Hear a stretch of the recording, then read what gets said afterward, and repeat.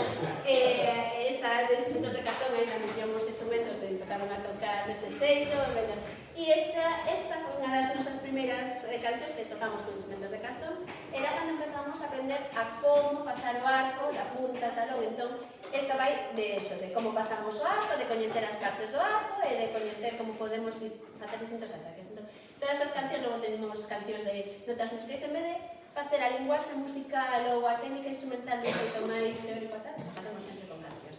E ademais o cantan un galego maravilloso, entón, pois tamén isto é fantástico. Todos moi atentos que vamos a empezar, me pongo mi instrumento que vamos a tocar. Todos moi atentos que vamos a empezar, pero también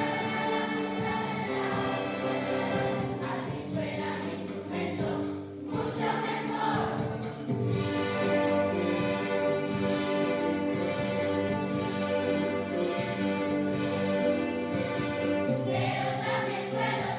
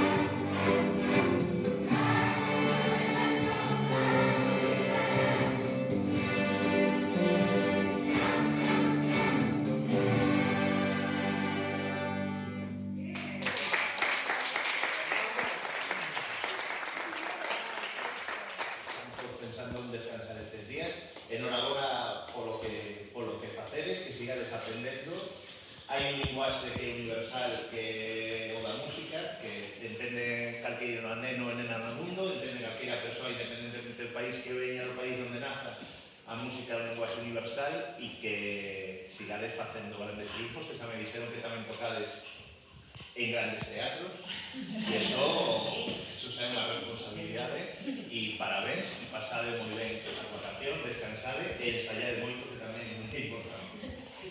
Y aquí te